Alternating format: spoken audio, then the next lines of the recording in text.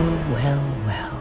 The great King Arthur comes to Pendle Hill. After 11 years, we saw the return of Dark Horse's titular hero, the snarky and relatable Hellboy. Being a direct sequel to Hellboy: The Golden Army, Hellboy 2019 follows the way Hellboy deals with his psyche as more of his past is uncovered. While that is all fine and well, the star who stole the show in this movie was Milla Jovovich, playing the role of Vivian Nimue, the Blood Queen. Hellboy has quite the character and lore supporting him. All of his villains have their lores, and one of the more interesting villains in this world is Nimue herself. She is deadly, she is powerful, and she is dangerous. So in this video, we will learn a little more about Nimue and how powerful she truly is. Before we go into our explanation, we have a very small request. If you like our content, please support us by subscribing to our channel. This is a small click for you, but for us it means a lot. Thank you, and let's begin.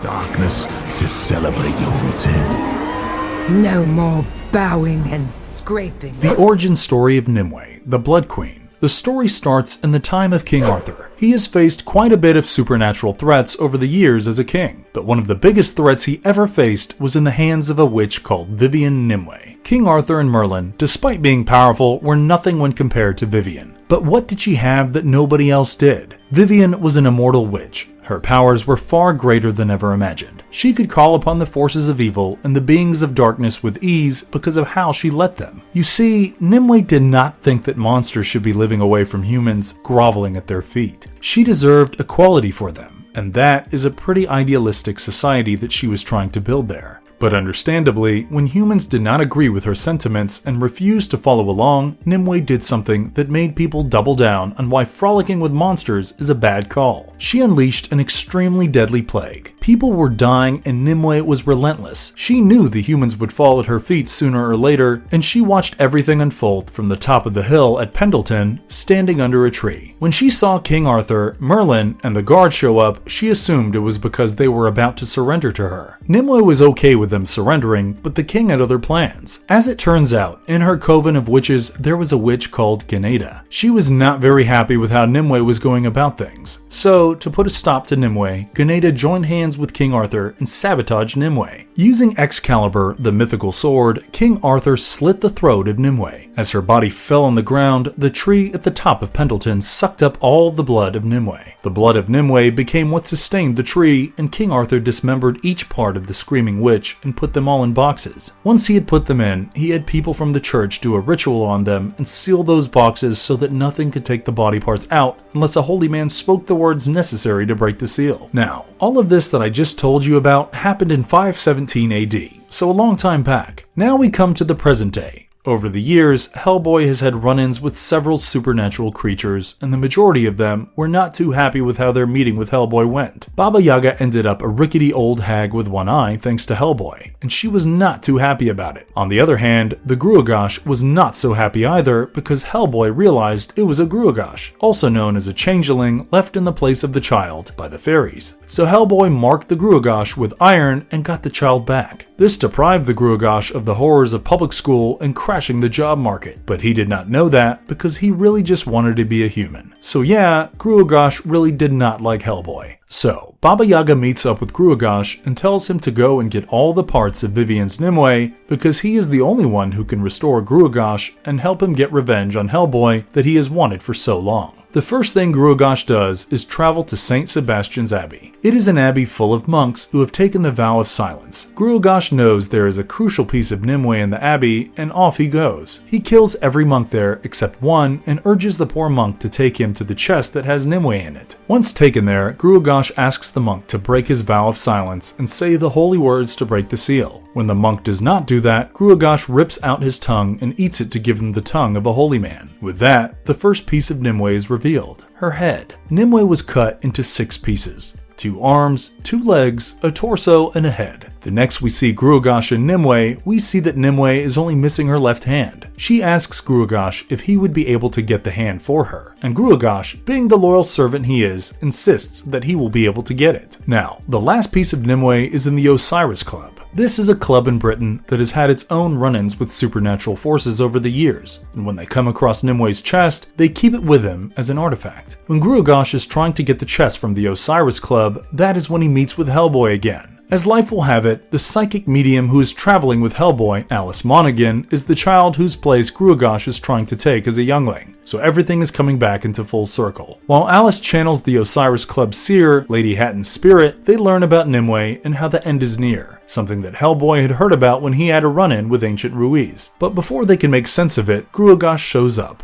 There's a fight, and right when Hellboy is about to kill Gruagach, he meets with Nimue. This Nimue is an apparition because the actual Nimue is yet to be reborn. But as the apparition speaks with Hellboy, she appeases the side of Hellboy that nobody else has ever had. So this leads to Hellboy not wanting to kill her. Now that all the pieces are there, Nimue is stitched back together, and she sets out on a journey to go back to Pendleton, where she will get the blood back from the tree to be reborn again. Baba Yaga helps Hellboy figure out where Nimue is going to be, and when they reach, they realize things are not going to be a walk in the park. Nimue is reborn after she cuts open the bark of the tree and gets back her blood. Right as she does, Ganeda and her coven show up. The Ganeda who had betrayed Nimue wants mercy, and understandably, Nimue does not give her coven the mercy. She simply tells Ganeda that she has to take Hellboy to whoever will show him his fate as a task to show her newfound loyalty. Ganeda agrees, and as Hellboy shows up, he realizes that Nimue is quite the threat. Nimue uses her telepathic abilities to hold him back and tells him that they should be together because he is the perfect candidate as her king. Hellboy rejects her, and in her rage to prove a point, Nimue poisons Alice before disappearing. Ganeda helps Hellboy and Alice by taking them to Merlin. Yes, King Arthur's Merlin. The old wizard helps Alice, and then he decides to tell Hellboy about his life. As it turns out, Hellboy is the descendant of King Arthur from his mother's side, and to stop Nimue, Hellboy has to take the Excalibur that Merlin brought in front of him using the last of his magic. But when Hellboy touches the Excalibur, he realizes that he will end up becoming the destroyer of everything if he does, so he refuses. The sword goes back to the tomb of King Arthur, and Merlin disintegrates into dust, having used all of his power. Hellboy wants to figure out another way of dealing with this threat, but Nimue has shown up at BRPD and has killed all the M11 members and taken his father hostage, which drives Hellboy to go against her. The two foes meet each other at St. Paul's Cathedral. At first, Hellboy fights with the healed Gruagach, who is too excited to kill Hellboy but is stopped in his tracks by Nimue herself because Nimue does not want Hellboy dead. She betrays Gruagach, kills him, and urges Hellboy to join her again. Turns out, right under St. Paul's Cathedral is the tomb of King Arthur and Excalibur, and Nimue asks Hellboy to take the sword to be the one to open the gates of hell. Hellboy refuses until she kills his father. The grief pushes him to grab the sword, opening the gates of hell and letting demons run rampant in the streets of the city. Right as he is about to join Nimue, Alice channels the soul of his dead father and urges to his humanity, which leads to Hellboy decapitating Nimue. While Nimue complains and urges him to stop, Hellboy throws her head into hell and puts Excalibur back where it belongs, sealing her in the fiery pits of hell and saving the world yet again. For the first ever cinematic appearance of Nimue, Milla Jovovich was truly the best actress the producers could have chosen because she had everything that Nimue exudes and more.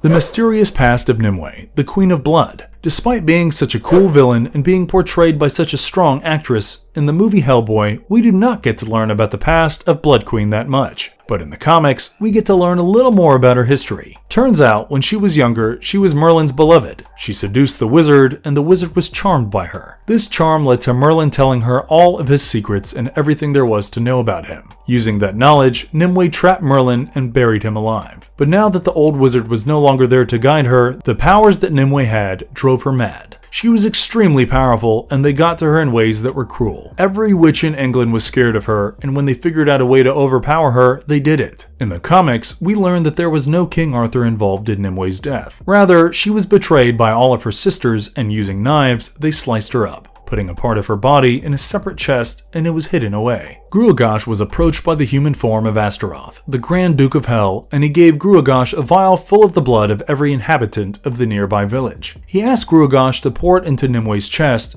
and on doing so, the Blood Queen rose again. As we delve deeper into Nimue's past, we learn that she started worshipping Ogdru Jahad, the main supernatural entity in the Hellboy series, and the powers of these entities were what drove her insane. So her rebirth was something that scared a lot of witches in England. When she was reborn, the majority of the witches who had gone against her drowned themselves in the river to avoid the wrath of Nimue.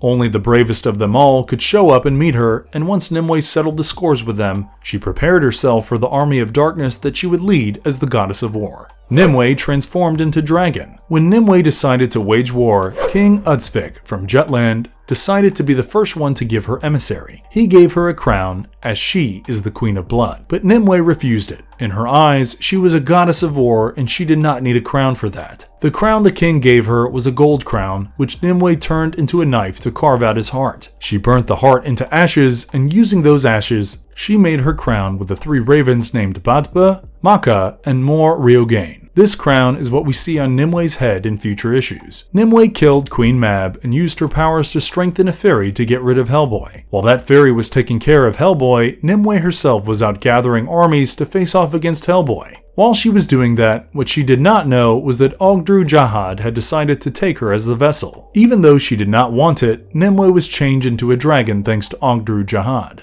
A very small part of Ogdru Jahad was strong enough to transform Nimue into a dragon, so you can imagine how powerful the entity truly is. This monstrous form that Nimue took was not something that could be beaten easily. That is when Vasilisa decided to make a sword out of one of the ravens in Nimue's crown, and Hellboy used that to beat Nimue. When Nimue's soul came out of her body, she realized that there were a lot of witches, 500 to be exact, dying to drag her soul into hell with her. But Nimue was not going to go there alone, so she reached in and grabbed Hellboy's heart, dragging him down with her into the depths of hell. The only reason that Vasilisa's sword worked on her was because, as it was made of a part of her helmet, it was assumed that the helmet had Nimue's humanity in it, which was scared of the monster she had become. With that, we see an end to this glorious villain worth remembering.